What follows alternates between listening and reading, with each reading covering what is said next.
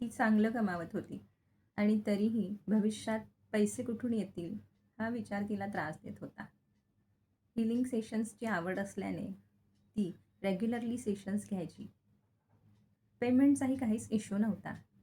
तिने एक दिवस मला सांगितलं, "जान्हवी, भविष्यात कुठून पैसे येतील हा विचार मला खूप सतावतो."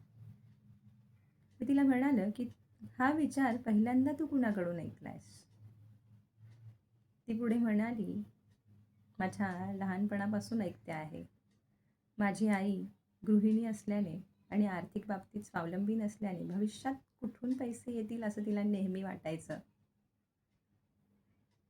मग त्या दिवशी आर्थिक बाबतीमध्ये आईकडून कोणता भावनिक वारसा मिळाला आहे, असं मेडिटेशन, हे जाणून घेणारं मेडिटेशन तिच्यासाठी घेतलं.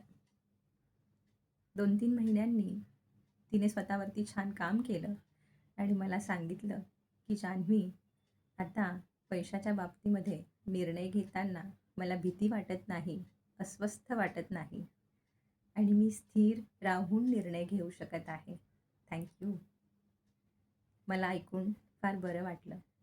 तुम्हालाही तुमच्या आईकडून कोणता भावनिक, आर्थिक बाबतीत कोणता भावनिक वारसा मिळाला आहे, हे जाणून घ्यायचं असेल तर डायरेक्ट मेसेज HEAL